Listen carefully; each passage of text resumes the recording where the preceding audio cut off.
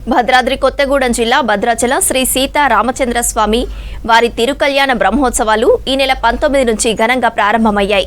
ఉత్సవాల్లో భాగంగా ఈ నెల 27వ తేదీన శ్రీ స్వామివారి కళ్యాణ మహోత్సవం మిథిలా స్టేడియంలో భక్తజన సందోహం నడుమ ఘనంగా జరగనుంది. అలాగే ఈ నెల 28వ తేదీన పట్టాభిషేక మహోత్సవానికి కూడా ఘనంగా ఏర్పాట్లు పూర్తి చేశారు. సుమారు 2,25,00,000 రూపాయల వ్యయంతో భక్తుల సౌకర్యార్థం దేవాదాయ శాఖ అన్ని ఏర్పాట్లు చేసింది. సుమారు 1,00,000 మందికి పైగా భక్తులు రామయ్య కళ్యాణానికి రానున్న నేపథ్యంలో భక్తుల కోసం చలువ పందిళ్లు, వసతి సదుపాయాలు, తాగునీరు, లడ్డు ప్రసాదాలు, కళ్యాణ తలంబ్రాలు సిద్ధం చేశారు.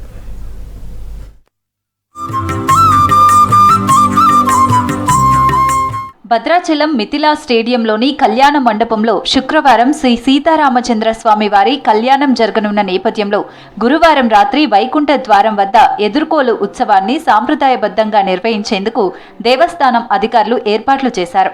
నవమి ఏర్పాట్లపై ఇప్పటికే 2 సార్లు సమీక్ష నిర్వహించి భక్తుల మన్ననలు పొందేలా ఏర్పాట్లు చేస్తున్నామని అధికారులు, మంత్రులు తెలిపారు.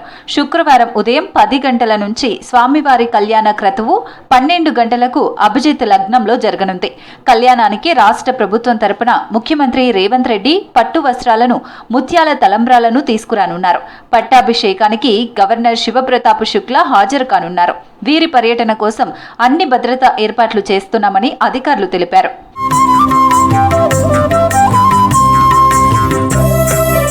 శ్రీరాముడు నడియాడిన భద్రాచలంలో రామాలయం అభివృద్ధికి సీఎం రేవంత్ రెడ్డి నిధులు మంజూరు చేశారు.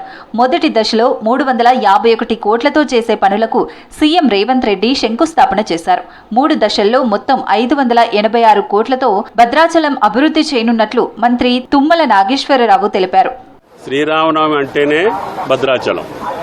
భారతదేశంలో అయోధ్యలో జరిగినా, ఇంకెక్కడ జరిగినా భారతదేశంలో శ్రీరామనవమి అంటే భద్రాచలానికి ఉన్న ప్రాశస్త్యం, దాని యొక్క ప్రాముఖ్యత.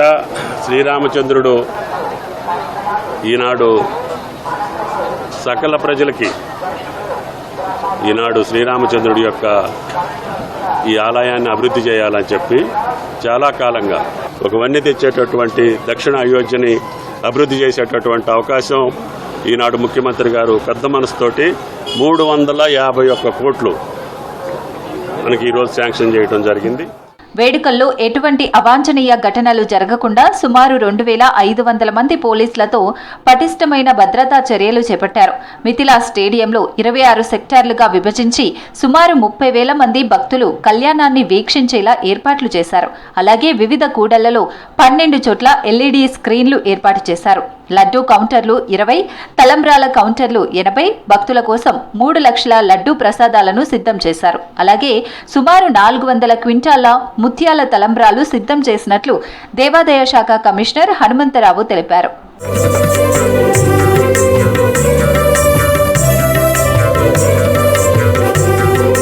శ్రీరామనవమి, శ్రీరామ మహాపట్టాభిషేక వేడుకల నేపథ్యంలో పోలీసు శాఖ ఆధ్వర్యంలో భారీ బందోబస్తును ఏర్పాటు చేస్తున్నట్లు ఎస్సీ రోహిత్ రాజు తెలిపారు. భక్తుల కోసం పార్కింగ్ స్థలాలు, లడ్డూ కౌంటర్లు, సెక్టార్ల వివరాలను తెలియజేస్తూ QR కోడ్ రూపొందించినట్లు చెప్పారు జిల్లా ఎస్పీ రోహిత్ రాజ్.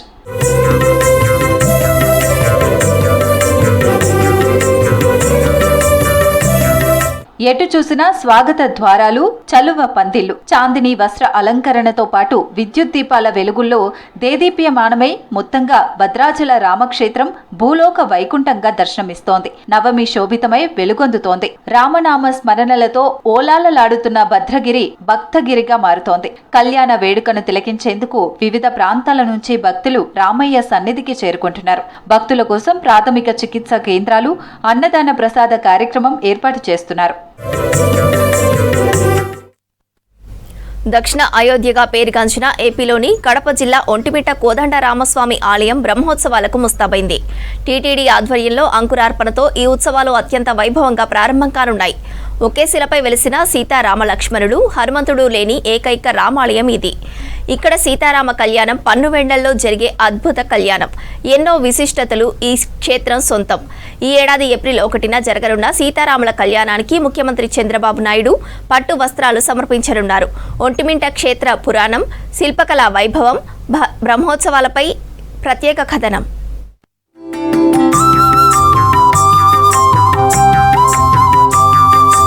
కడప చెన్నై ప్రధాన రహదారిపై కడపకు కేవలం 25 కిలోమీటర్ల దూరంలో భక్తజన హృదయాలను అలరిస్తోంది ఒంటిమిట్ట కోదండ రామాలయం.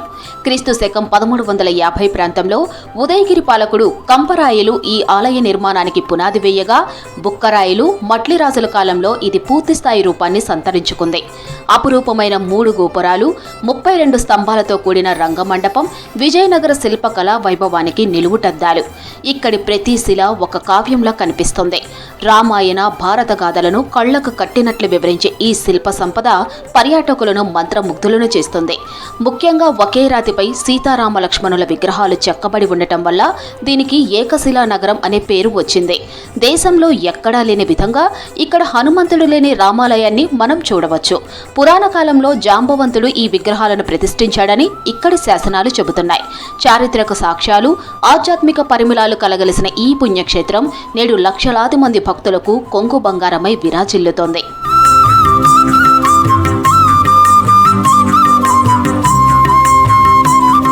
ఒంటిమిట్ట పేరు వెనుక ఓ ఆసక్తికరమైన జానపద గాథ ప్రాచుర్యంలో ఉంది. పూర్వం ఈ ప్రాంతంలో ఒంటడు, మిట్టడు అనే 2 కిరాత సోదరులు ఉండేవారు. వేటపై జీవనం సాగించే వీరు అడవికి వచ్చిన కంపరాయల పరివారానికి శ్రీరాముడు సృష్టించిన నీటితో దప్పిక తీర్చాడట. వారి భక్తికి మెచ్చిన కంపరాయలు వారి కోరిక మేరకి ఈ ఆలయాన్ని నిర్మించి వారి పేరు మీదనే ఈ గ్రామానికి ఒంటిమిట్ట అని నామకరణం చేశారని ప్రతీతి. ఇక త్రేతాయుగంలో శ్రీరామచంద్రుడు అరణ్యవాస సమయంలో ఇక్కడికి వచ్చినట్లు పురాణాలు చెబుతున్నాయి. అలిసిపోయిన సీతాదేవి దాహం తీర్చడం కోసం రాముడు భూమిలోకి బాణాన్ని సంధించగా పాతాళగంగ ఉద్భవించింది. అదే సమయంలో లక్ష్మణుడు కూడా తన బాణంతో మరో జలధారను సృష్టించాడు. అప్పటి నుంచే ఈ ప్రాంతంలో రామలక్ష్మణ తీర్థాలు వెలిశాయని భక్తుల విశ్వాసం. రామ, రఘురామ అని భక్తితో పిలిస్తే ఓ అని పలికే కరుణామయుడు ఇక్కడి కోదండపాణి. అందుకే పోతన లాంటి మహాకవులు సైతం తన భాగవతాన్ని ఈ స్వామికి అంకితమిచ్చి ధన్యులయ్యారు. ఇక్కడ ప్రతి అడుగులోనూ రామకథ అనుభూతిని కలిగిస్తోంది.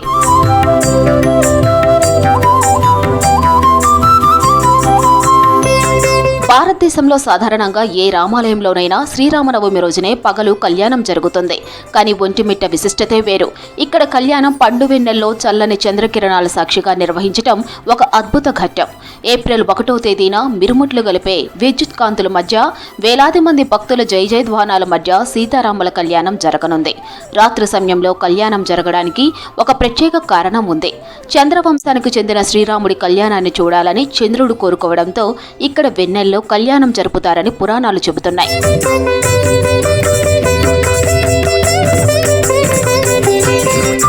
ఈ మహత్తర వేడుకలకు ఆంధ్రప్రదేశ్ ముఖ్యమంత్రి నారా చంద్రబాబు నాయుడు తన కుటుంబ సభ్యులతో కలిసి హాజరు కానున్నారు. రాష్ట్ర ప్రభుత్వం తరపున స్వామి అమ్మవార్లకు పట్టు వస్త్రాలు, ముత్యాల తలంబ్రాలను ఆయన సమర్పించనున్నారు. ఈ వేడుకకు ముఖ్యమంత్రితో పాటు ఉప ముఖ్యమంత్రి పవన్ కళ్యాణ్, మంత్రి నారా లోకేష్, ఇతర మంత్రులు, ప్రజాప్రతినిధులు పెద్ద ఎత్తున హాజరు కానున్నారు. ఏ దేవుడైనా గ్రామంలో వెలిస్తే అక్కడే నిత్య పూజలు, ఉత్సవాలు జరగడం ఆనవాయితీ. తిరుమల వెంకటేశ్వరుడికైనా భద్రాద్రి రామయ్యకైనా ఇదే వర్తిస్తుంది. నల్గొండ జిల్లాలో ఇందుకు భిన్నమైన సంప్రదాయం కొనసాగుతోంది. శ్రీ సీతా రామచంద్ర స్వామి ఒక ఊరిలో కొలువై ఉంటే కళ్యాణ వేడుకలు మరో ఊరిలో జరుగుతాయి.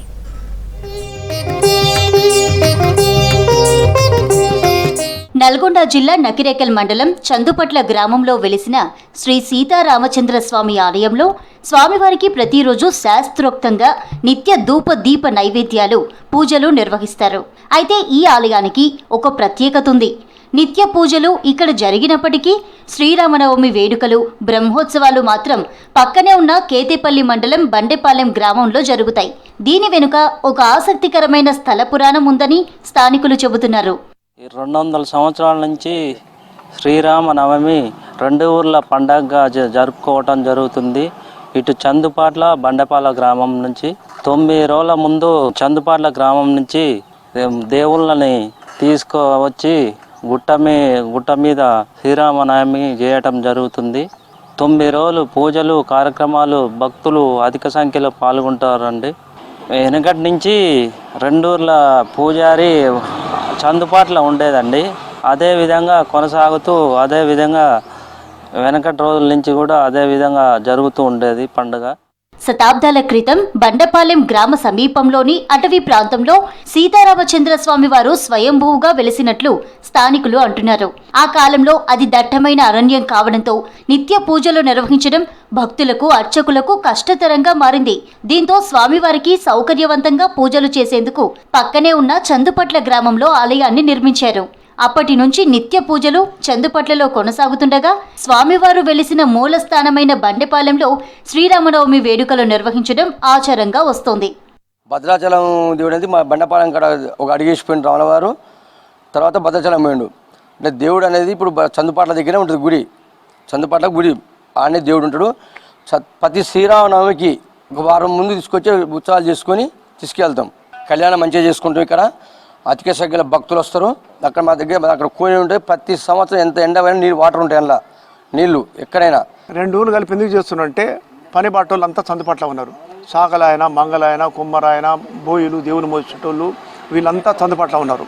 కాబట్టికే ఈ ఊరు దొరలు ఆ ఊరు దొరలు కలిసి ఇక్కడ పని బాటోళ్ళు లేరు. కాబట్టికే మళ్ళీ వీడికి రావాలంటే ఇబ్బంది అవుతుంది అనే దాని మీద అక్కడనే గుడి కట్టించి, పెద్దగా గుడి కట్టించి అక్కడనే విగ్రహాలు పెట్టడం జరిగింది. మళ్ళా జాతర అప్పుడు ఇక్కడికి తీసుకురావడం జరుగుతుంది. శ్రీరామనవమికి 15 రోజుల ముందు నుంచే ఈ 2 గ్రామాల్లో పండుగ వాతావరణం నెలకొంటుంది. చందుపట్ల నుంచి స్వామివారిని పల్లకిలో బండపాలెంకు తీసుకువెళ్లి అక్కడ వైభవంగా కళ్యాణాన్ని నిర్వహిస్తారు. భక్తుల కోలాటాలు, భజనలు, అన్నదాన కార్యక్రమాలతో ఆ ప్రాంతమంతా ఆధ్యాత్మిక శోభను సంతరించుకుంటుంది. కేవలం నకిరేకల్ నియోజకవర్గమే కాకుండా ఇతర జిల్లాల నుంచి కూడా భక్తులు ఈ వేడుకను చూసేందుకు వస్తారు.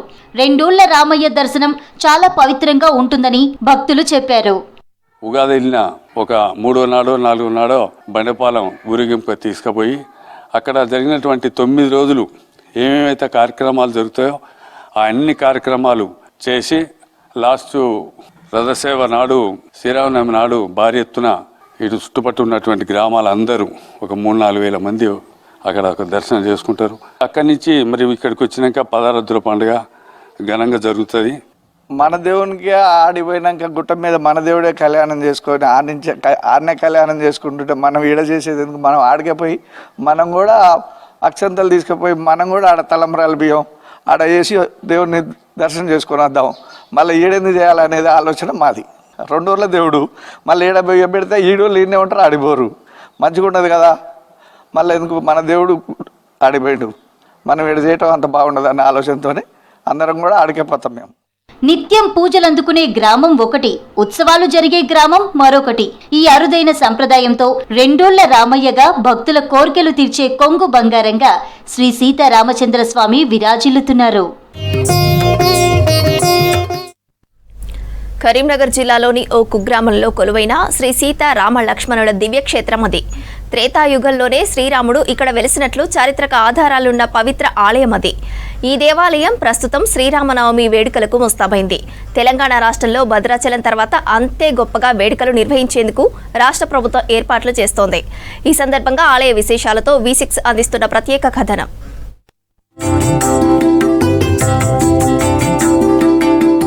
కరీంనగర్ జిల్లా కేంద్రానికి 65 కిలోమీటర్ల దూరంలో జమ్మికుంట మండలం ఇల్లంతకుంట గ్రామంలోని శ్రీ సీతారామచంద్రులు వెలిసిన అపురూప ఆలయం ఇది. త్రేతాయుగంలో శ్రీరాముడు సీతా లక్ష్మణ సమేతంగా అరణ్యవాసం చేస్తున్న రోజుల్లో ఈ ప్రాంతంలో రాముడు సంచరించినట్లు చరిత్రకారులు చెబుతారు. ఆ సమయంలో ఓ రోజు అలసిపోయిన శ్రీరాముడు ఇక్కడి ఇల్లంద వృక్షం కింద సేద తీరుతుండగా తన తండ్రి దశరథ మహారాజు చనిపోయినట్లు సమాచారం అందుతుంది. దీంతో తీవ్ర దుఃఖితుడైన శ్రీరాముడు అక్కడ ఇల్లంద వృక్ష ఫలాల నుంచి వచ్చే విత్తనాలతో తండ్రికి శ్రాద్ధకర్మలు చేశాడట. ఈ ప్రాంతం ఏటవాలుగా ఉండడం, అరుదైన ఇల్లంద వృక్షాలు ఉండడం వల్ల ఈ ప్రాంతానికి ఇల్లందకుంట అనే పేరు వచ్చిందని చెబుతారు. శ్రీరాముడు ఇక్కడ శయనించారనడానికి గుర్తుగా ఆలయంలో కొండకు సీతారామ లక్ష్మణ విగ్రహాలు నేటికి కనిపిస్తాయి. ఇల్లంతకుంట క్షేత్రంలో శ్రీ స్వామివారు శ్రీ సీతారామచంద్ర స్వామివారు కొలువుదీరి ఉన్నారు.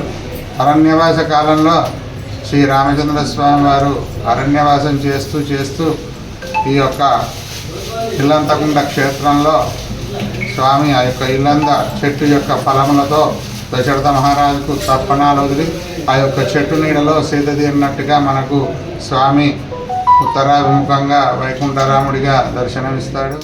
దేశంలో ఏ ఆలయంలోనైనా ఉత్సవాల సమయంలో మూల విరాట్కు బదులు ప్రత్యేకంగా చెక్కించిన ఉత్సవమూర్తులతో వేడుకలు నిర్వహిస్తారు. కానీ ఇల్లంతకుంట సీతారామాలయంలోని ఉత్సవ విగ్రహాలను సాక్షాత్తు శ్రీరాముడే శిల్పి అవతారం ఎత్తి చెక్కినట్లు పురాణాలు చెబుతున్నాయి. ఈ ఆలయంలో ఉత్సవ విగ్రహాల తయారీకి అనేక శిల్పులు విగ్రహాలు చెక్కినప్పటికీ అవి సరిగ్గా కుదరకపోవడంతో శ్రీరాముడే స్వయంగా శిల్పి వేషధారణలో వచ్చి సీతారామ లక్ష్మణ విగ్రహాలను చెక్కారట. భద్రాచలం తర్వాత సీతారామ కళ్యాణం అత్యంత వైభవంగా జరిగే తెలంగాణలో ప్రసిద్ధ పుణ్యక్షేత్రం. స్వయంగా శ్రీరాముడు నడయాడిన నేల. ఇల్లంద వృక్ష గింజలతో తన తండ్రి దశరథ మహారాజుకు శ్రాద్ధ కర్మలు ఉనర్చిన ప్రదేశం. ఇల్లంద వృక్షం పేరున ఇల్లందకుంటగా ఈ గ్రామం ఏర్పడటం జరిగింది. ఇక ఆలయం విషయానికొస్తే అనేక విషయాల సమాహారం ఇది.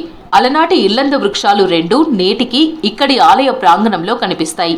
వాటికి కాసే కాయలను భక్తులు పరమ పవిత్రంగా భావిస్తారు.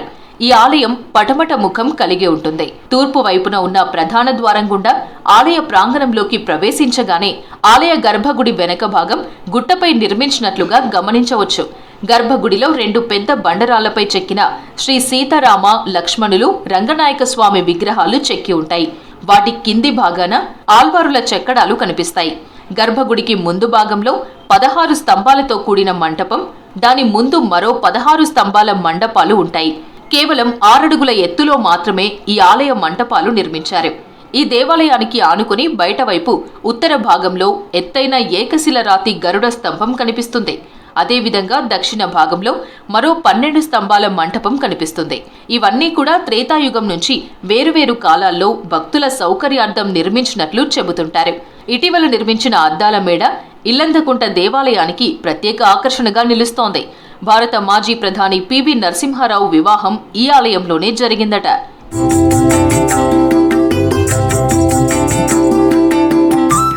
ఇప్పటికే ఆలయంలో జరిగే బ్రహ్మోత్సవాల ఘట్టం ప్రారంభమైంది. శ్రీరామనవమి వేడుకలు అంగరంగ వైభవంగా నిర్వహించేందుకు ఏర్పాట్లు చేస్తున్నారు.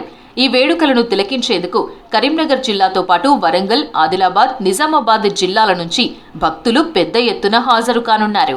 అపర భద్రాద్రిగా పేరు అంచిన మా ఇల్లంతకుంట శ్రీ రాములవారి దేవస్థానం బ్రహ్మోత్సవం భాగంగా 25 నుంచి 4వ తారీఖు, దాంట్లో 27వ తారీఖు కళ్యాణ కార్యక్రమాలు బ్రహ్మాండంగా అధికారులు ఇక్కడ ఏర్పాట్లన్నీ ఘనంగా చేసిండ్రు. మరి సుమారు 1,00,000 మందిగా ఈసారి వస్తారని ఒక అంచనాతో ఉంది కాబట్టి దాని అనుకూలంగానే అది నీళ్ళవస్తి కావచ్చు, ఎల్లవేళలు ఎప్పుడు పొన్నం ప్రభాకర్ గారు అధికారంలో ఉన్నా లేకపోయినా మనకి చల్ల పంపిణీ కార్యక్రమం కూడా పెడుతున్నారు. ఈసారి కూడా మన పెట్టుబడి జరుగుతుంది.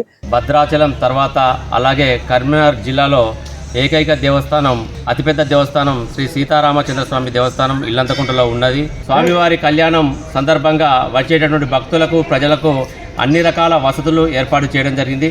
అన్ని శాఖల సమన్వయంతో పోలీస్ శాఖ, R&B, పంచాయతీరాజ్ అన్ని శాఖల సమన్వయంతో ఏర్పాట్లు చాలా చురుకుగా జరుగుతున్నవి.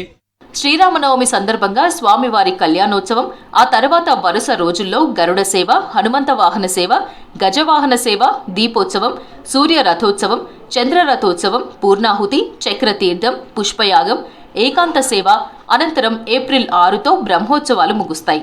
పట్టాభిషేకం, ఇతర ఉత్సవ కార్యక్రమాలు జరుగుతాయి. రాష్ట్ర ప్రభుత్వం తరపున మంత్రి పొన్నం ప్రభాకర్ తలంబ్రాలు, పట్టు వస్త్రాలు తీసుకురానున్నారు. కరీంనగర్ జిల్లా ఇల్లందకుంట శ్రీ సీతారామచంద్ర స్వామి కళ్యాణం సందర్భంగా మత సామరస్యం చాటుకుంది ముస్లిం మహిళ. రేపు శ్రీరాముని కళ్యాణం సందర్భంగా తన స్వహస్తాలతో తయారు చేసిన వస్త్రాలను ఆలయ అధికారులకు అప్పగించింది అబేద. స్వామివారికి పట్టు వస్త్రాలు సమర్పించి మత సామరస్యాన్ని చాటిందని ముస్లిం మహిళలను అభినందిస్తున్నారు రామభక్తులు, స్థానికులు. అబేదా బాను, నాది జమ్మికుంటలో బాను లేడీస్ టైలర్ నడుపుతాను. వీళ్ళంతా కూడా నా టైలర్లో పనిచేసే పిల్లలు, అంటే నా పిల్లలే, వీళ్ళంతా పని పిల్లలు కాదు. మేము పని చేస్తూ రాములవారి కళ్యాణం సందర్భంగా మా షాప్లో మేము స్వహస్తాలతో తయారు చేసిన దుస్తులు, మా ఇంటి నుంచి తలంబ్రాలు తీసుకొని రావాలి, పట్టుబట్టలు తీసుకొని రావాలి అని మేము అనుకున్నాము. దాన్ని ఉద్దేశించే ఇక్కడ శ్రీరాములవారి దేవస్థానానికి రావడం జరిగింది ఇల్లంతకుంటలో. రేపు కళ్యాణం ఉంది కదా, ఆ కళ్యాణంలో మా బట్టలు, మా తలంబ్రాలతో రాములవారి కళ్యాణంలో మేము పాల్గొనాలనే మంచి ఉద్దేశంతో రావడం జరిగింది. ఇక్కడ యాజమాన్యం, గుడి యాజమాన్యం అందరూ కూడా మాకు సహకరిస్తే ఇప్పటి నుంచి ప్రతి సంవత్సరం కూడా మేము శ్రీరామనవమికి జగిత్యాల జిల్లా కొండగట్టు అంజన్న ఆలయం ముస్తాబవుతోంది. శ్రీరామనవమి వేడుకల కోసం ప్రత్యేక ఏర్పాట్లు చేపట్టారు అధికారులు. స్వామివారికి ప్రత్యేక పూజలు, అభిషేకాల నిర్వహణకు సిద్ధమయ్యారు. భక్తుల రద్దీ దృష్ట్యా విస్తృత ఏర్పాట్లు చేశారు. క్యూ లైన్లు, తాగునీరు, ప్రసాదం పంపిణీకి ఏర్పాట్లు చేశారు. భద్రతా చర్యలు కట్టుదిట్టం చేశారు.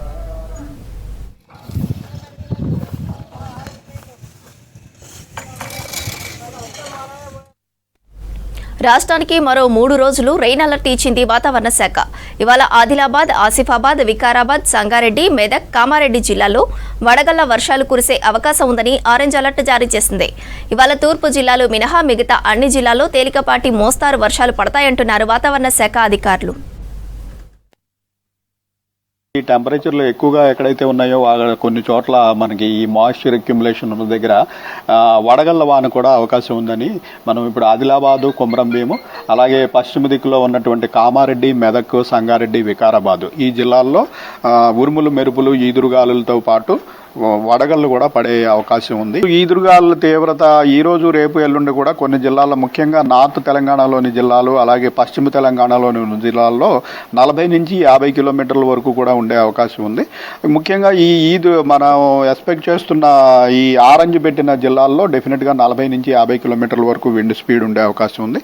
మిగిలిన మన సెంట్రల్ జిల్లాలు, సిటీలోని 3 జిల్లాల్లో చెదురుమదురుగా అక్కడక్కడ ఈ థండర్ స్టార్మ్స్ వచ్చి 30 నుంచి 40 కిలోమీటర్ల వేగంతో ఈదురుగాలులు ఉండే అవకాశం ఉంది. ఉష్ణోగ్రతలు గత 2 రోజులు బట్టి గ్రాడ్యువల్ గా పెరుగుతున్నాయి. ప్రస్తుతం మనం నిన్నటి టెంపరేచర్ చూసుకున్నట్టయితే ఆదిలాబాద్ ప్రాంతంలో 40 డిగ్రీలు దాటి 40.3 డిగ్రీలు రికార్డ్ అవడం జరిగింది.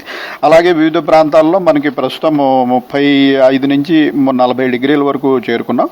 అలాగే ఉమ్మడి మహబూబ్ నగర్ జిల్లా ప్రాంతంలో కూడా 38 డిగ్రీలు దాటి టెంపరేచర్లు ఉన్నాయి. మన సిటీలో కూడా ఈ రోజు 37 డిగ్రీలు మనం ఎక్స్పెక్ట్ చేస్తున్నాం. రేపటికి 38 డిగ్రీలు అయ్యే అవకాశం ఉంది. రాగల 3-4 రోజుల నుంచి మళ్ళీ రెగ్యులర్ గా మనకి టెంపరేచర్. మహిళా సంఘాల్లోని సభ్యులకు ఉపాధి కల్పించడం, వారి ఆర్థిక అభివృద్ధే లక్ష్యంగా ఇందిరా మహిళా శక్తి పథకాన్ని ప్రారంభించిన రాష్ట్ర ప్రభుత్వం పలు యూనిట్లు మంజూరు చేస్తోంది. సోలార్ ప్లాంట్ల విషయంలోనూ మహిళా స్వయం సహాయక సంఘాల సభ్యులకు ప్రాధాన్యత ఇస్తున్నారు. ఈ మేరకు గ్రామీణ ప్రాంతాల్లో ఉండే మహిళా సంఘాల ద్వారా 1 మెగావాట్ సోలార్ పవర్ ప్లాంట్ల ఏర్పాట్లకు శ్రీకారం చుట్టారు.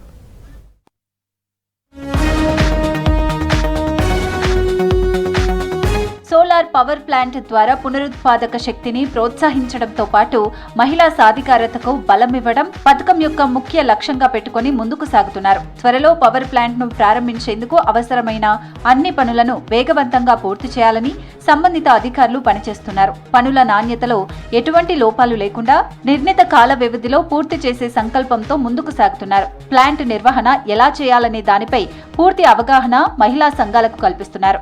ప్రాజెక్టుపై ఉన్న భయాన్ని పోగొట్టి నమ్మకం కలిగేట్టు శిక్షణ ఇవ్వనున్నారు. మండల సమైక్యకు రోజువారీ నిర్వహణపై షెడ్యూల్ ఇవ్వనున్నారు. రిజిస్టర్ల నిర్వహణ, రీడింగ్స్ నమోదు, ప్రతిరోజు చేపట్టాల్సిన పనులపై పూర్తి అవగాహన కల్పిస్తున్నారు. హైదరాబాద్ మినహా మిగిలిన 32 జిల్లాల్లోని 2 గ్రామాల్లో తొలి దశగా ఈ ప్రాజెక్టును ఏర్పాటు చేస్తున్నారు. Society for elimination of rural poverty ద్వారా ఈ ప్లాంట్ల ఏర్పాటుకు ప్రభుత్వం అనుమతి ఇచ్చింది. ఉమ్మడి ఖమ్మం జిల్లాలో ఇందిరా మహిళా శక్తి పథకం కింద ప్రభుత్వం ప్రతి జిల్లాకు 2 సోలార్ పవర్ ప్లాంట్లను మంజూరు చేసింది. ఖమ్మం జిల్లా ఎర్రుపాలెం మండలంలోని రాజుపాలెం, కల్లూరు మండలంలోని చిన్న కోరుగొండి, భద్రాద్రి కొత్తగూడెం జిల్లాలోని సుజాతానగర్ మండలం, లక్ష్మీదేవిపల్లి, మణుగూరు మండలంలోని ఉడతనేని గుంపు గ్రామాల్లో వీటి ఏర్పాటుకు నిర్ణయించారు. సోలార్ పవర్ ప్లాంట్ ఏర్పాటు చేయడం జరిగింది. దీని కాస్ట్ వచ్చి 3 కోట్లు దీని వ్యయము. ఇది మొత్తం కూడా మండల సమైక్య ద్వారా నిర్వహించడం జరుగుతుంది. ఇది తెలంగాణలో మొట్టమొదటిసారి మన ఎర్రపాలెం మండలంలో ఏర్పాటు చేయడం జరిగింది. ఇది మన బట్టి గారి సహకారంతో, మన కలెక్టర్ సారు ప్రత్యేక శ్రద్ధతో మరియు మన పీడీ గారి ఆదేశాల మేరకు మనము మొట్టమొదటిసారిగా ఎర్రపాలెంలో మనం ఏర్పాటు చేసుకోవడం జరుగుతుంది. ఇది పూర్తి స్థాయిలో కంప్లీట్ కావడానికి ఇంకో 2-3 రోజులలో మొత్తం కూడా కంప్లీట్ కావడం జరుగుతుంది. ఇప్పుడు ప్యానెల్కు సంబంధించి మనకు మొత్తము 2002 ప్యానెల్స్ ఫిట్ చేయడం జరిగింది. రోజుకొచ్చి 4000 కిలోవాట్స్ మనకు జనరేట్ అవుతుంది. ఒక నెలలో 120,000 కిలోవాట్స్ మనకు జనరేట్ కావడం జరుగుతుంది. ఇది 1 మెగావాట్ కింద మనం శాంక్షన్ చేయడం జరిగింది. ఒక యూనిట్ కాస్ట్ వచ్చి మనకు ₹3.13 మనకు ఏది ఎలక్ట్రిసిటీ వాళ్ళు మనకు చెల్లించడం జరుగుతుంది. ఈ సోలార్ పవర్ ప్లాంట్ల ద్వారా ప్రతిరోజు 12 నుంచి 15,000 ఆదాయం రానుంది. ప్రాజెక్టు ఖర్చు 1,50,00,000 కాగా 2 కోట్ల రుణం అవసరం. ఇందులో 85 లక్షల సబ్సిడీ ప్రభుత్వం ఇస్తుంది. నిర్వహణ ఖర్చులు పోను మొదటి 2 సంవత్సరాలు 4 లక్షలు, 3వ సంవత్సరం 5 లక్షలు, ప్రతి సంవత్సరం పెరుగుతూ 11వ సంవత్సరం 10 లక్షలు, 12వ సంవత్సరం 16 లక్షలు, ఇలా 13వ సంవత్సరం నుంచి రుణం తీరగానే 40 లక్షల ఆదాయం వస్తుంది. 25 సంవత్సరాల వరకు ఆదాయం వస్తుంటుంది. కనీస నిర్వహణను బట్టి మరికొన్ని సంవత్సరాలు ఆదాయం వచ్చే అవకాశం ఉంది. ఒక్కో సోలార్ ప్లాంట్ నిర్మాణానికి 3 కోట్లు వెచ్చిస్తున్నారు. 4 ఎకరాల విస్తీర్ణంలో ఏర్పాటు చేసేందుకు గాను ప్రభుత్వ భూములు, అటవీ హక్కుల చట్టం కింద గిరిజన భూములు, దేవాదాయ, నీటిపారుదల శాఖ భూములను గుర్తించారు. ఇప్పటికే ఉమ్మడి ఖమ్మం జిల్లాలో 4 ప్లాంట్ల ఏర్పాటుకు అవసరమైన భూమి కేటాయించారు. మన సీఎం సార్ రేవంత్ రెడ్డి గారు, మన బట్టి గారు 3 కోట్ల ప్రాజెక్టు మా మహిళలపై నమ్మకం ఉంచి ఇంత ప్రాజెక్టు మాకు ఇచ్చినందుకు మేము చాలా గర్వపడుతున్నాం. మేము మహిళలపై నమ్మకం ఉంచి పెద్ద పెద్ద ప్రాజెక్టులు, పెట్రోల్ బంకులే కానీ, ఇసుక ర్యాంపులే కానీ, ఇంకా చాలా వ్యాపారాలు మా పైన నమ్మకం ఉంచి మా మహిళలను ముందుకు నడిపించాలని ప్రోత్సహిస్తున్నారు సారు. దీనికి మేము చాలా గర్వపడుతున్నాం. మహిళలు ఎప్పుడు వెనకనే ఉండకుండా ఇంకా ముందంజలో ఉండాలని చెప్పి చాలా రేవంత్ రెడ్డి గారు కానీ, మన బట్టి గారు కానీ, కలెక్టర్ గారు కానీ, పీడీ గారు కానీ మహిళలను చాలా ప్రోత్సహిస్తున్నారు. ఇట్లాంటి మేము ఇంకా చాలా ముందుండి చాలా బాగా చేసుకుంటామని అందరికీ కృతజ్ఞతలు తెలుపుతుంది. ప్లాంట్ల ఏర్పాటులో భాగంగా మదిర నియోజకవర్గం ఎర్రుపాలెం మండలంలోని రాజుపాలెంను పైలట్ ప్రాజెక్టుగా ఎంపిక చేశారు. ఇక్కడ 1 మెగావాట్ సోలార్ పవర్ ప్లాంట్ నిర్మాణం చివరి దశకు చేరింది. ఇక్కడ 520 మాడ్యూళ్లు బిగించడమే కాక ఎంసీఆర్ గది నిర్మాణం, ఫెన్సింగ్ పనులు కూడా పూర్తయ్యాయి. అలాగే ప్లాంట్ నుంచి ఉత్పత్తి అయ్యే విద్యుత్ సరఫరా కోసం జమలాపురం ఫీడర్ కు 11 kV లైన్ వేశారు. ఈ నెలాఖరు వరకు పనులను పూర్తి చేసి సిఐజీ నుంచి అనుమతులు పొందాలనే యోచనలో ఉన్నారు. అలాగే చిన్న కోరుకొండిలో లేఅవుట్ సిద్ధం చేసి స్థలం చుట్టూ ఫెన్సింగ్ ఏర్పాటు చేశారు. ఇక భద్రాద్రి జిల్లా సుజాతనగర్, లక్ష్మీదేవిపల్లి, మణుగూరు మండలం ఉడతనేని గుంపుల్లో స్థల సేకరణ పూర్తయింది. సోలార్ పవర్ ప్లాంట్ ఏర్పాటు ద్వారా రోజుకు సగటున 4,500 యూనిట్ల విద్యుత్ ఉత్పత్తి అవుతుంది. ఈ విద్యుత్ను డిస్కంకు విక్రయించడం ద్వారా మహిళా సంఘాలకు యూనిట్కు 3 రూపాయల చొప్పున ఆదాయం సమకూరుతుంది. తద్వారా మహిళా సంఘాలు తీసుకున్న రుణ కిస్తీలు చెల్లిస్తూనే ఇంకొంత నిర్వహణ ఖర్చుల కింద ఇద్దరేసి సభ్యులు తీసుకుంటారు. తద్వారా ఐటీఐ విద్యార్హత ఉన్నవారికి ఉపాధి లభించనుంది. భువనగిరిలో స్వయం సహాయక సంఘాల లీడర్ల రుణాలను కొందరు మెప్మా రీసోర్స్ పర్సన్స్ సొంతంగా వాడుకున్నారు. బ్యాంకు నిబంధనలను అనుకూలంగా మార్చుకొని కొందరు ఈ నేరానికి పాల్పడ్డారు. తీసుకున్న బ్యాంకు రుణాల వాయిదాలను చెల్లించని 30 సహాయక సంఘాలకు చెందిన 60 మంది లీడర్లకు కెనరా బ్యాంకు నోటీసులు జారీ చేసింది. దాంతో అవినీతి భాగోతం వెలుగులోకి వచ్చింది.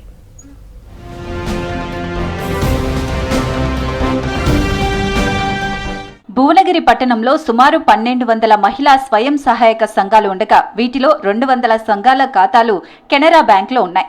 2022-23 ఆర్థిక సంవత్సరం నుంచి 2025-26 ఆర్థిక సంవత్సరం వరకు కెనరా బ్యాంకు 30 సంఘాలకు సుమారు 4,50,00,000 రూపాయల లింకేజీ రుణాలను ఇచ్చింది. కొన్ని సంఘాలు రుణాలు చెల్లించకపోవటం, మరికొన్ని సంఘాలు రుణ గడువు ముగిసినప్పటికీ చెల్లింపులు చేయలేకపోవడంతో సుమారు 2.5 కోట్ల వరకు బకాయిలున్నాయి. ఈ నేపథ్యంలో రుణాల వసూలు లక్ష్యంగా ఆ సంఘాల లీడర్లకు ఇటీవల కెనరా బ్యాంకు నోటీసులు జారీ చేసింది. తాము తీసుకోని రుణాలకు ఎలా బాధ్యులం అవుతామంటూ కొంతమంది లీడర్లు, సభ్యులు మెప్మా ఆర్పీలపై భువనగిరి పట్టణ పోలీసులకు వేర్వేరుగా ఫిర్యాదు చేశారు. దీంతో పట్టణ ఎస్ఐ లక్ష్మీ నరసయ్య, మెప్మా అధికారి శ్యామల, కెనరా బ్యాంకు మేనేజర్ మితాలి రాజు బ్యాంక్ లింకేజీ రుణాల రికార్డులను పరిశీలిస్తున్నారు. ఈ అవినీతి భాగోతంపై సమాచారం అందుకున్న జిల్లా ఉన్నతాధికారులు పూర్తి స్థాయి విచారణ చేయాలని సంబంధిత అధికారులను ఆదేశించినట్లు తెలిసింది.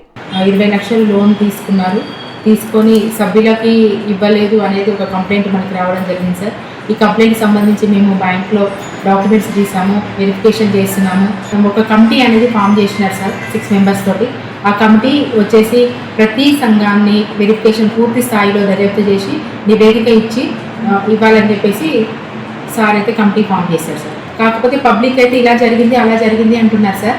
ఇవి పూర్తి స్థాయిలో డాక్యుమెంట్స్ తీసి వెరిఫికేషన్ అనేది చేపిస్తున్నాం సార్. ఇప్పుడు ఆడిటర్స్ కూడా అదే చేసి నివేదిక ఇస్తారు సార్. అన్ని బ్యాంకులు బ్యాంకు లింకేజీ రుణాలు లబ్ధిదారులు వ్యక్తిగత ఖాతాలో జమ చేస్తుండగా కెనరా బ్యాంకులో మాత్రం సంఘం ఖాతాలో జమ చేస్తుంది. ఈ అవకాశాన్ని తమకు అనుకూలంగా మార్చుకున్న కొద్ది మంది రీసోర్స్ పర్సన్స్, సంఘాల లీడర్లు కుమ్మక్కై ఖాతాలో జమ మొత్తాన్ని డ్రా చేసుకుని స్వంత అవసరాల కోసం వినియోగించుకున్నట్లు తెలిసింది. మరికొందరు సంఘం లీడర్లకు తెలియకుండానే ఆర్పీలు ఫోర్జరీ సంతకాలతో నగదు డ్రా చేసి వినియోగించుకున్నట్లు తెలుస్తోంది. రుణ వాయిదాలను చెల్లించడంలో విఫలం కావడంతో రుణాల బకాయిలు భారీగా పేరుకుపోవడంతో బ్యాంకు అధికారులు జారీ చేసిన నోటీసులతో సంఘాల లీడర్ల ఆర్పీల అవినీతి బాగోతం వెలుగు చూసింది. ఈ క్రమంలో సంఘం లీడర్లు 2 రోజుల క్రితమే ఒకే వాయిదాలో 15 లక్షల రూపాయలు చెల్లించి వివాదానికి ముగింపు పలికే ప్రయత్నం చేసినట్లు ప్రచారం జరుగుతోంది. 5 రోజుల కిందట నోటీస్ వచ్చింది. నోటీస్ ఏమని వచ్చింది, 20 లక్షలు కట్టాలి అని వచ్చింది. అది చూడగానే మాకు భయం వేసింది. భయం వేసి మా బాబు ఏంటమ్మా నువ్వు ఎన్ని తీసుకున్నావు సంఘంలో అంటే, ఫస్ట్ 10,000 ఇచ్చింది నాన్న, 4,000 పట్టుకుంది, 4,000 చిల్లర పట్టుకుంది. మళ్ళీ అని 5-6 నెలల తర్వాత పిలిచి మళ్ళీ లోన్ వచ్చిందని చెప్పి మంచిగా కడుతున్నారని చెప్పి 20,000 తీసుకున్నా అని చెప్పి మళ్ళీ 10,000 పట్టుకుని మళ్ళీ 10,000 చేతిలో పెట్టింది. ఆమె తిప్పి కొడితే మనకు 10,000 కంటే ఎక్కువ ఏమి ఇవ్వలేదు. మళ్ళీ అవన్నీ కట్టుతూనే ఉన్నాము. తనకి మనకు ఒక బుక్ లేదు, ఏం లేదు. మనం బ్యాంకు పోదామని మా మిగతా సభ్యులకు చెప్పి మేము దెబ్బ బ్యాంకుకి వెళ్ళినాం. అంతకుముందుకి మేము దివ్యకి అడిగినాం, ఏంది దివ్య ఇదంటే నీ కాలు మొక్క నీ దండం పెడతా, నువ్వు ఎవరికి చెప్పకు, నేను కట్టేస్తా అని చెప్పి చెప్పింది దివ్య. ఇప్పుడు మీకైతే ఇచ్చినాము, మీరు ఎవరికి ఇచ్చుకున్నారో మాకు తెలియదు అని మమ్మల్ని ఇంట్లోకి రానియకపోతే మా పరిస్థితి ఏంది? మేము ఎక్కడికి పోవాలి? లక్షలు కదా, 1000 కాదు, 100 కాదు. 100 అయితే ఆడవాళ్ళు చేస్తారు, కానీ 1000 ఎక్కడి నుంచి తెచ్చి కట్టాలి? మేము తీసుకుంది 10 lakhs, 10 మంది గ్రూపు 1 lakh తీసుకున్నాం. ఆడ పోయి చూస్తే ఉన్నది 20 lakhs. మేమన్నా మీ చేతులు ఉన్నాయి, బ్యాంకు వాళ్ళ చేతులు కూడా ఉన్నాయి ఇల్లు అంటే ఆయన నవ్వుతుండు వల్ల బ్యాంకు వాళ్ళ చేతులు కూడా ఉన్నాయి. అలా ఒక్కరు ఆర్పీలు కాదు చేసింది, అందరు కలిసి చేసిరు. ఆరోపణలు ఎదుర్కొంటున్న 2 ఆర్పీలు ఇటీవల ఆత్మహత్య యత్నం చేయగా స్థానికులు అడ్డుకున్నట్లు తెలుస్తోంది. మరికొన్ని బ్యాంకుల్లో లబ్ధిదారుల వ్యక్తిగత ఖాతాల్లో జమ అయిన మొత్తాన్ని కూడా సంఘాల లీడర్లు ఆర్పీల బలవంతంగా తీసుకుని వడ్డీ వ్యాపారం లేదా కుటుంబ అవసరాలకు వినియోగించుకుని వాయిదాలు చెల్లించడం లేదని ప్రచారం జరుగుతుంది. నోటీసులు అందుకున్న సంఘాలతో మెప్మా అధికారులు సమావేశాలు ఏర్పాటు చేయనున్నారు. नोटिस इशू करने के बाद अभी तक एक ग्रुप ने ये इन्फॉर्म किया कि उन्होंने पेमेंट किया है, लेकिन वो पेमेंट बैंक में जमा नहीं हुआ है. सो पुलिस इसका इन्वेस्टिगेशन कर रही है. उन्होंने पुलिस को कंप्लेन किया है और एडिशनल कलेक्टर लेवल से भी इंक्वायरी हो रही है. सो ये मेप्मा के आरपीज लोगों को वो पैसे देते थे और आरपी ने बैंक में जमा अमाउंट नहीं कराया और जो रिसिप्ट भी नहीं लिया, जो भी जमा कराया उनके थ्रू कराया. सो इसमें जो भी संज्ञान सामने आया है उसकी जांच पुलिस कर रही है. सो आरपीज ने पैसे कलेक्ट करके लेकिन इधर बैंक में जमा नहीं करेगी. బ్యాంకు లింకేజీ రుణాల దుర్వినియోగంపై ఫిర్యాదులు వచ్చినట్టు మున్సిపల్ కమిషనర్ రామలింగం, పట్టణ ఎస్ఐ లక్ష్మీ నరసయ్య తెలిపారు. శ్రీ సంతోషి సహకార సంఘంతో పాటు మరికొన్ని సంఘాల లీడర్లు ఆర్పీలపై ఫిర్యాదు చేశారు. తమ పేరిట బ్యాంకు ఖాతాల్లో నుంచి రుణాలు ఎలా విత్డ్రా చేశారో విచారణ జరపాలని సభ్యులు కోరినట్లు అధికారులు తెలిపారు. పశ్చిమాసియాలో రాజుకున్న యుద్ధం సెగ శ్రీరామ నవమి పండుగను కూడా తాకుతోంది. వాణిజ్య గ్యాస్ సిలిండర్ల సరఫరా నిలిపివేయడంతో ఇప్పటికే హోటళ్లలో ఆహార పదార్థాల తయారీ తగ్గింది. ఈ సమయంలో 2 తెలుగు రాష్ట్రాల నుంచి నవమికి భద్రాచలం వచ్చే భక్తుల ఆహార అవసరాలు తీర్చడం ఎలా అనే ప్రశ్నలు తలెత్తుతున్నాయి.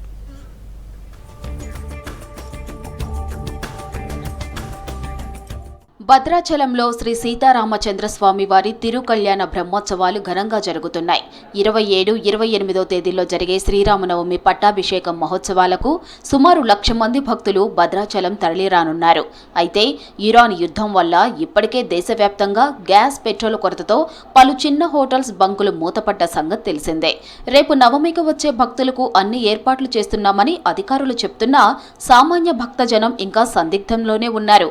గ్యాస్, పెట్రోల్ కొరతతో భద్రాచలం పట్టణంలో చిన్న హోటల్స్ మూతపడటంతో రేపు నవమికి మిగిలిన హోటల్లో టిఫిన్ మీల్స్ తో పాటు రానుపోను వాహనాలకు పెట్రోల్ దొరుకుతుందా లేదా అనే కన్ఫ్యూజన్లో ఉన్నారు. రామయ్య కళ్యాణానికి వెళ్లి కష్టాలు కొని తెచ్చుకోవాలా అని ఆలోచిస్తున్నారు. ఇప్పటికైనా పట్టణంలో ఉన్న సివిల్ సప్లై అధికారులు ప్రత్యేక దృష్టి సారించి నవమికి వచ్చే భక్తజనం కోసం ఇప్పుడున్న హోటల్స్ అయినా మూతపడకుండా చర్యలు తీసుకోవాలంటున్నారు. భోజనాలు అందియాలంటే గ్యాస్ కావాలి. గ్యాస్ అయితే లేదు ప్రస్తుతానికి భద్రాచలంలో. గ్యాస్ గవర్నమెంట్ కొద్దిగా మీరు పెద్ద మనసు పెట్టి భద్రాచలంకి గ్యాస్ రిలీజ్ చేయాలని మీ అందరినీ ధన్యవాదాలతో కోరుకుంటున్నాను. తక్షణమే అధికారులు ఇక్కడికి వచ్చే భక్తులకి ఒక ఎష్యూరెన్స్, ఒక గ్యారంటీ ఇచ్చి పూర్తి స్థాయిలో మీ అందరికీ మేము ఉన్నామని ఒక భరోసా ఇచ్చి భక్తులను తీసుకువచ్చి రాములవారి కళ్యాణాన్ని బ్రహ్మాండంగా వీక్షించే విధంగా అధికారులు, జిల్లా కలెక్టర్ గారు, ఇతర మంత్రివర్యులు అందరూ చొరవ తీసుకొని భక్తులకు ఒక భరోసా కల్పించాలని కోరుతున్నాం. సీతారాముల కళ్యాణ మహోత్సవం చూసేందుకు 2 తెలుగు రాష్ట్రాల నుంచి 1,00,000 మందికి పైగా భక్తులు భద్రాచలం చేరుకుంటారు. ఎక్కువ మంది ఈ నెల 26వ తేదీ రాత్రికే భద్రాచలం చేరుకొని కళ్యాణం ముగిసిన తరువాత 27వ తేదీ సాయంత్రానికి తిరుగు ప్రయాణం అవుతారు. అంటే 24 గంటల పాటు కనీసం 50,000 మంది భక్తులకు భద్రాచలంలో ఆతిథ్యం ఇవ్వాల్సి ఉంటుంది. గ్యాస్ వినియోగం అధికమయ్యే వంటలు చేయడాన్ని ఇప్పటికే హోటళ్ల నిర్వాహకులు నిలిపివేశారు. పూరి, వడ, బోండా వంటివి పూర్తిగా తగ్గిపోయాయి. కొందరు బిర్యానీలు కూడా ఆపేశారు. చైనీస్ ఫాస్ట్ ఫుడ్ సెంటర్లు కూడా మూతపడుతున్నాయి లేదా పీక్ అవర్స్లో తెరిచి ఆ తర్వాత మూసేస్తున్నారు. చిన్న పెద్ద తేడా లేకుండా ఫుడ్ సెక్టార్లో ఉన్న వారంతా పూర్తి సామర్థ్యం మేరకు ఆహార పదార్థాలు అందించలేకపోతున్నారు. ఈ తరుణంలో ఒకేసారి సుమారు 1,00,000 మందికి కనీస అవసరాలైన భోజనం, టిఫిన్లు సమకూర్చడం ఇప్పుడు సవాల్గా మారింది. జనాలు 1,00,000 మంది వస్తారని అనుకుంటున్నారు అధికారులు. వస్తారా రారే అనే అనుమానాలు కూడా కొన్ని ఉన్నాయి. ఈ నేపథ్యంలో అధికారులు స్పందించి మాకు గ్యాస్ సప్లై చేయగలిగితే వచ్చే భక్తులకు ఆటంకం కలగకుండా మనం ఫుడ్ సప్లై చేయడానికి ఉంటుంది. మాది బిజినెసే, కానీ మనం ఫుడ్ సెక్టార్లో ఉన్నాం కాబట్టి మన లాభం కోసం కాకపోయినా వచ్చే వాళ్ళకి సర్వీస్ చేయడానికి అవకాశం ఉండాలంటే మనకు కావాల్సినంత గ్యాస్ని సివిల్ సప్లై అధికారులు స్పందించి కలెక్టర్ గారు కూడా దీని మీద దృష్టి సారించాలని కోరుతున్నాం. ఆహార పదార్థాలు ఎక్కువగా లభించే అన్నదాన కేంద్రాలు, హోటళ్లు, రెస్టారెంట్ల వద్ద అధికంగా రద్దీ నెలకొనే అవకాశం ఉంది. నవమి రోజున ఉండే తీవ్రమైన ఎండ నేపథ్యంలో ఒకే చోట రద్దీ నెలకొనడం కూడా అంత మంచిది కాదు. నవమి సందర్భంగా ఇలాంటి ఇబ్బందులు తొలగాలంటే కనీసం భద్రాచలంలోని హోటళ్లకైనా వాణిజ్య సిలిండర్లు సరఫరా చేయాలి. వీలుంటే కొత్తగూడెం, పాల్వంచలోని హోటళ్లను కూడా ఈ విషయంలో పరిగణనలోకి తీసుకోవాలని భక్తులు కోరుతున్నారు. నవమికి ముందు రోజు చేరుకునే భక్తులు స్థానిక హోటళ్లు, సత్రాలపైనే ఎక్కువగా ఆధారపడతారు. భద్రాచలంతో పాటు ప్రధాన దారిలో ఉన్న కొత్తగూడెం, పాల్వంచల్లోని హోటళ్లను కూడా వినియోగించుకుంటారు. కానీ ప్రస్తుతం వాణిజ్య సిలిండర్ల కొరత కారణంగా రోడ్డు పక్కన ఉండే హోటళ్ల నుంచి రెస్టారెంట్ల వరకు ఆహారం లభించడం కష్టంగా మారింది. నవమి సందర్భంగా కొత్తగూడెం నుంచి భద్రాచలం వరకు ప్రధాని కూడళ్ల వద్ద స్వచ్ఛంద సంస్థలు, కుల, వాణిజ్య సంఘాల ఆధ్వర్యంలో అన్నదానం, ఆహార పొట్లాలు పంపిణీ చేస్తుంటారు. ప్రస్తుత సిలిండర్ల సమస్యతో ఈ సేవల్లోనూ కోతపడే అవకాశం ఉంది. ఇవి బులెటిన్ అప్డేట్.